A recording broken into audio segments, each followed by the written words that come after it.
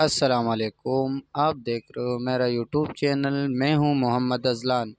तो जी दोस्तों, ये वीडियो त्रिपेज़ वालों के लिए आज त्रिपेज़ वीडियो बनाएंगे। वीडियो स्किप मत कीजिए, एंड तक देखिए ताकि पूरा समझ आ जाए आपको। आज हम त्रिपेज़ कनेक्शन करेंगे। स्टार्टर और स्टार डेल्टा के कनेक्शन किस तरह होते हैं ये इस वीडियो में आपको बताएंगे इंशाल्लाह। तो वीडियो एंड तक देखिए। शुक्रिया। तो जी दोस्तों, चलते हैं वीडियो की तरफ।